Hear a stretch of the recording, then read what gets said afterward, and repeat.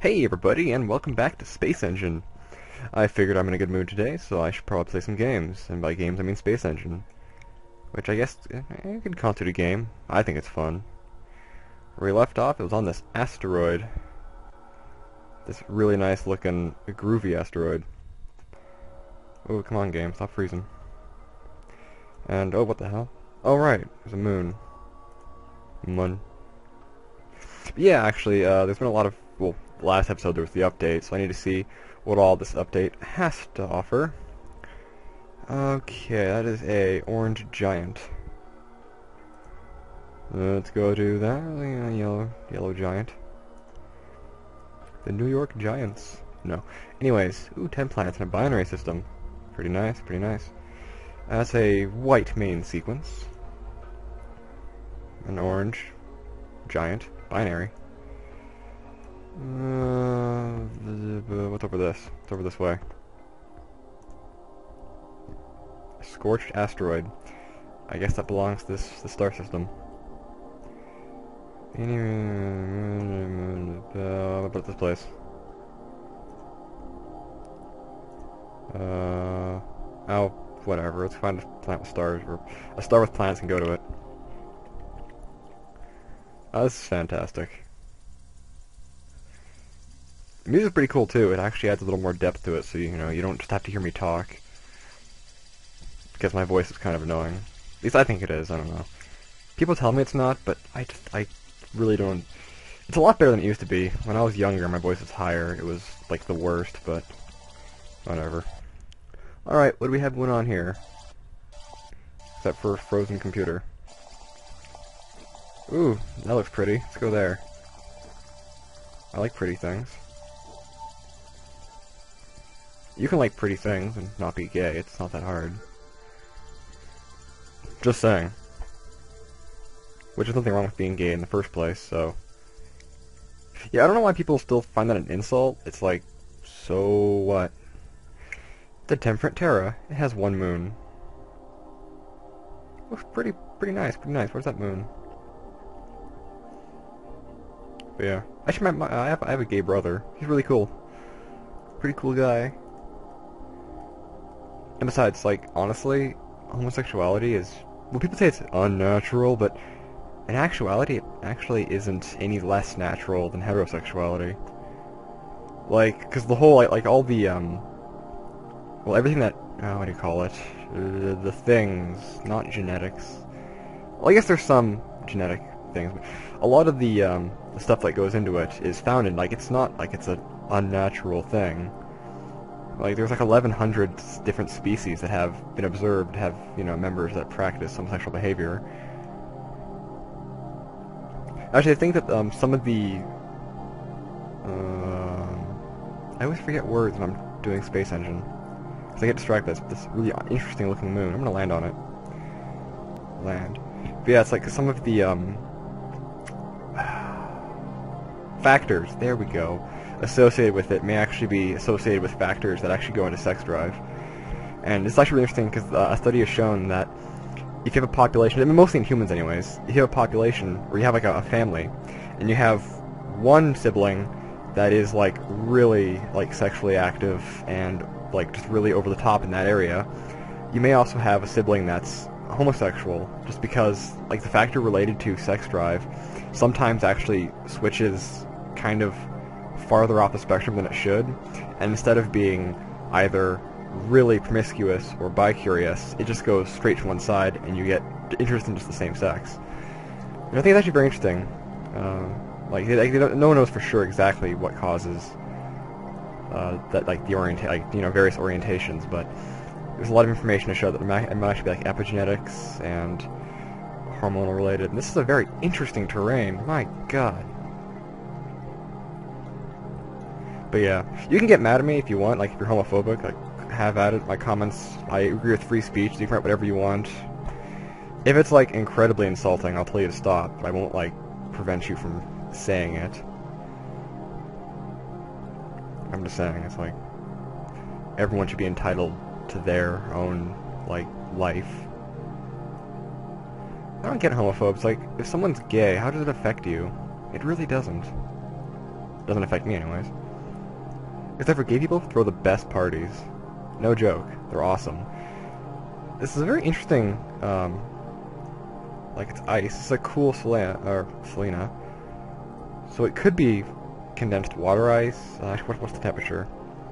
Temperature, 199.4 Kelvin. Yeah, it could be condensed like water ice, or it could be condensed CO2 ice. It could be a lot of things. That's pretty cool. Yeah, they've updated the like the fractally generated moons and all that, and it really showed. That's really cool. What else is in this universe that I can go to? Click on random stars. I love how open this universe is. Like, this game really just gives me the full feeling of freedom in the universe. Not a lot of games can do that.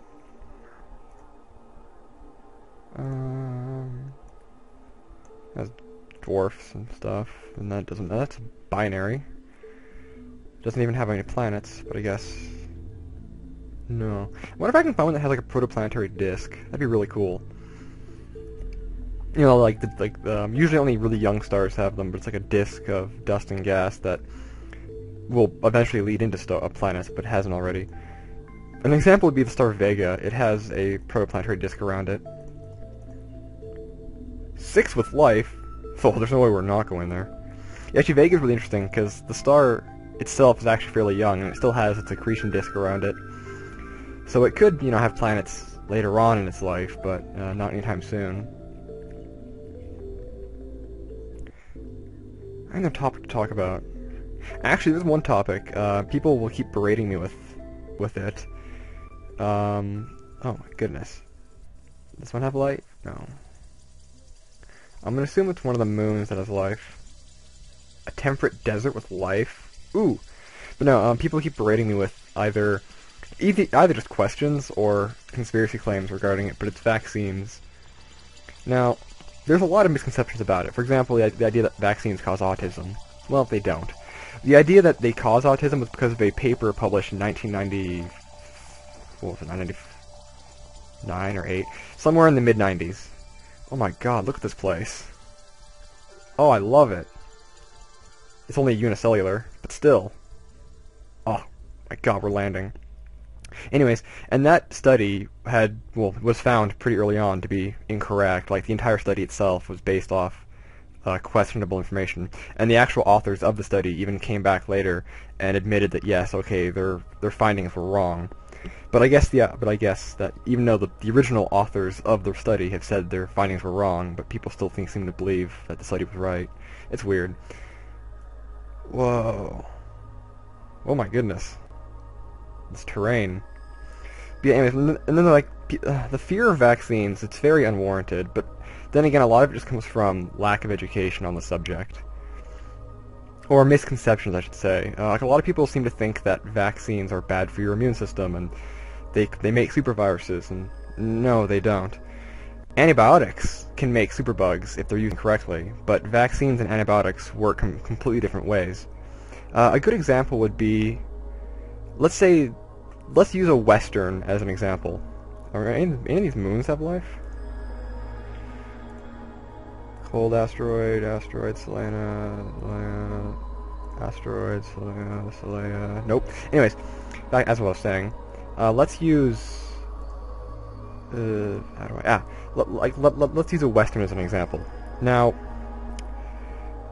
if your body was like a Western frontier town, antibiotics would be they'd be people with guns, okay? They go in and they kill the bad guys. Whereas vaccines would be wanted posters where they warn the town about potential bad people. Try some of these planets. Now, to clarify on this, it's like there's different mechanisms. For example, antibiotics like penicillin, they actively hunt down and kill bacteria. They can't kill viruses because they don't work that way, but they do kill bacteria by actually killing them.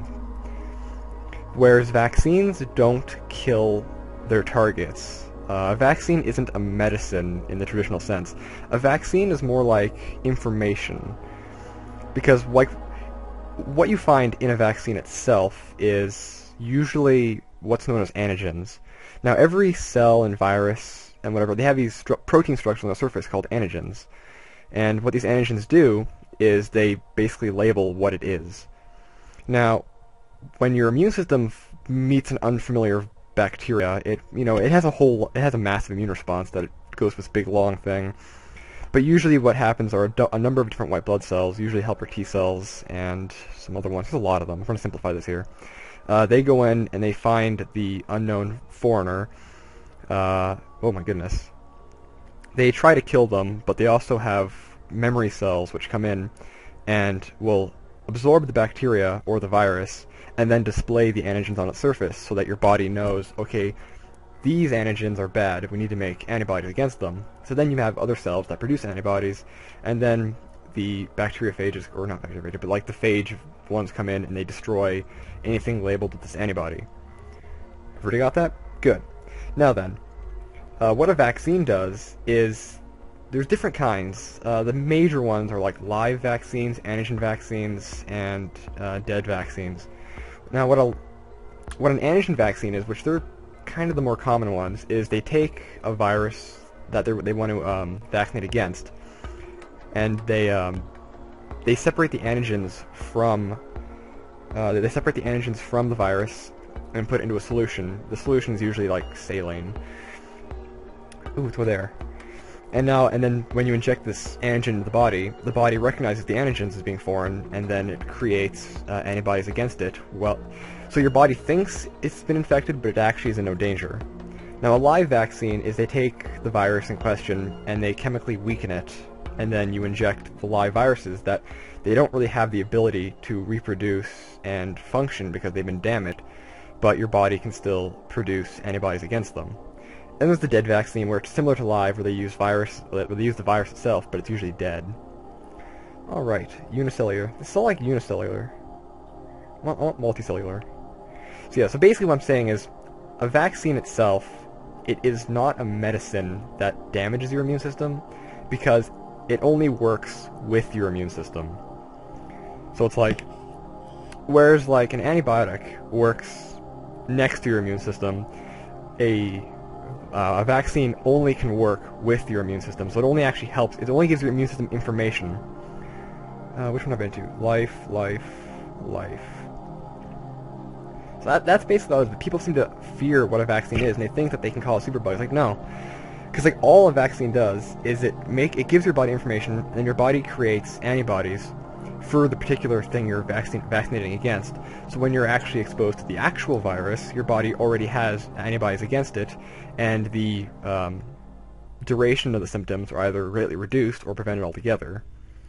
For example, like the measles vaccine, all it does is it gives your body, or it tricks your body into thinking that it has measles by, it gives you the antigens for the measles virus, so your body then produces antibodies against it. So then if you're in a room with someone who has measles, and you're exposed to it, you get measles in your body, and your immune system says, hey, we recognize you, and they kill the measles, and the viruses can't reproduce and spread inside your body and cause symptoms. So that's all a vaccine is. It's basically a wanted poster for your immune system. It doesn't actually do anything separate. It works with your immune system. So basically, your immune system is the only thing that's actually working. The vaccine just gives you information. It's like putting code on a computer. It's like actually with antiviruses, they get updated with like code from various computer viruses. That's basically all it is a vaccine gives your immune system the information it needs to fight off the virus itself. More unicellular. My god. But people seem to think that this and that, and there are people who claim that, like, oh, there's formaldehyde and mercury and chemicals in vaccines. It's like, now, in some vaccines, there is a chemical used to isolate the various antigens that does have mercury atoms in it. However, it's not pure mercury. It's a compound that is used with mercury, and most of it's removed, like when they finish the vaccine itself.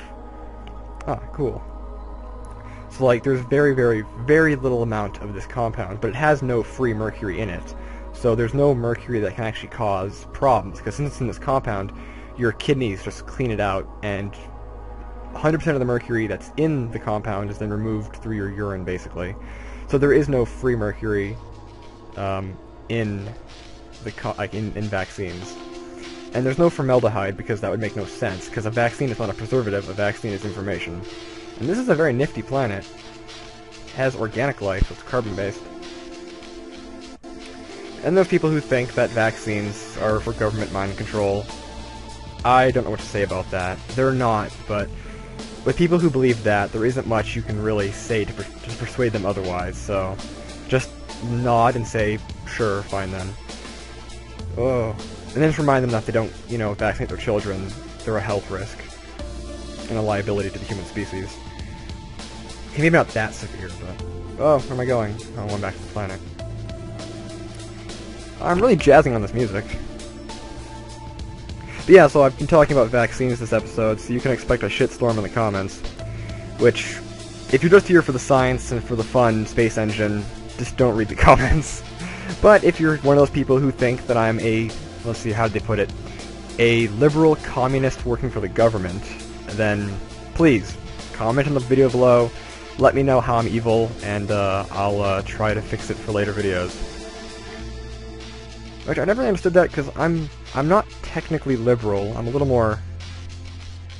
Well, on the spectrum, I'm a little further away from liberal, so I'm not technically... I guess I would be overall liberal, but I'm not technically a liberal, and I'm certainly not a communist, and I don't work for the government.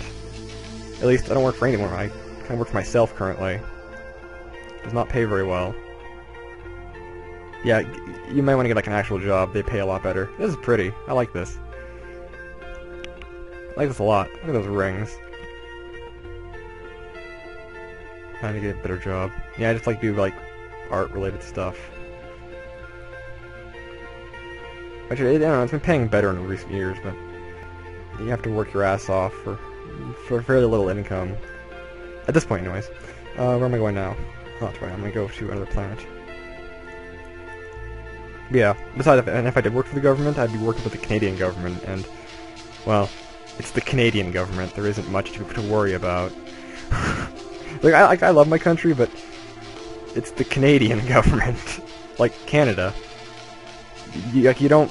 Like, when you hear Canada, you don't automatically assume scary, up to no good. You assume Canada. Pacifists. Well, I guess we're pacifists, but... Then again, Canada was in both World War I and World War II before America was, but we were dragged into World War I because we were technically a British colony still at that point. And then World War II, we wanted to help out the British and the Europeans, whereas America wanted to just kind of hold back, but then the Germans started attacking American ships, and, well, the Germans regretted that afterwards.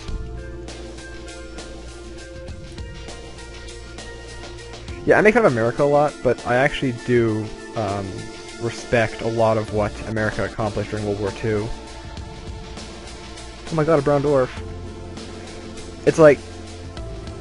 Okay, I think it was like, I think actually, Hillary Clinton once said, or she said recently, that it's like, sure, America was great in the past, but you can't hold everything from the past as, like, nowadays. It's like, just because you did really well prior doesn't mean you have the right to be a pompous ass nowadays.